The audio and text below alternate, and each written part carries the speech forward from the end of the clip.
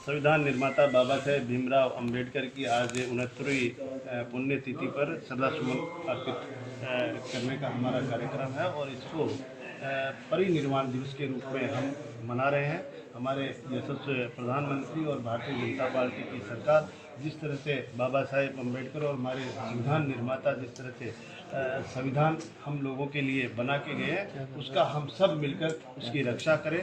और इतना ही नहीं कि बाबा साहेब भीमराव अम्बेडकर जी को जब भी भारतीय जनता पार्टी और हमारे यशस्वी प्रधानमंत्री जी ने ये हाथ में लिया कि उनके आदर्शों को और उनके जो पंचतीर्थ निर्माण करके जो हमारे समाज को जो मान और सम्मान दिया है, हमारे बाबा साहेब भीमराव अंबेडकर को भारत रत्न की उपाधि दी है, वो भारतीय जनता पार्टी की एक सोच है कि इस एक सर्वश्रेष्ठ हमारा संविधान है और सर्वश्रेष्ठ संविधान को बनाने वाले उस कमेटी के हमारे बाबा साहेब भीमराव अंबेडकर थे।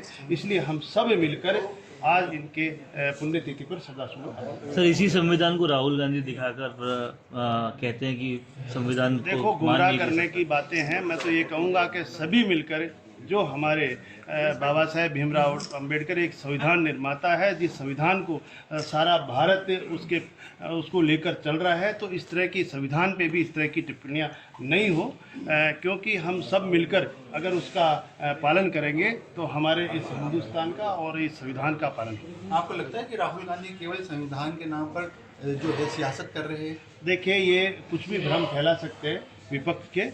जिस तरह से इन्होंने ये भी कहा था कि आरक्षण खत्म कर देंगे, इस तरह के गुमराह करके जिस तरह से लोकसभा के चुनाव में जब भी इनका मौका लगता है तो भ्रांतियां फैलाते हैं। लेकिन हमारे यशस्वी प्रधानमंत्री जी की सोच है कि गरीब पिछड़े लोगों को, हमारी समाज में जो पीछे की पंक्ति में रह गए, उनको आगे लाकर हमारी समाज की मुख्य धारा में लाने का काम कर रहे हैं। और संविधान आरक्षण के बारे में कहा था कि जब तक मैं जिंदा हूँ आरक्षण को कहीं कोई आँच नहीं आएगी। इस तरह हमारी भारतीय जनता पार्टी एक संस्कार, रीति, नीति और राष्ट्र निर्माण के लिए काम करने वाली पार्टी है।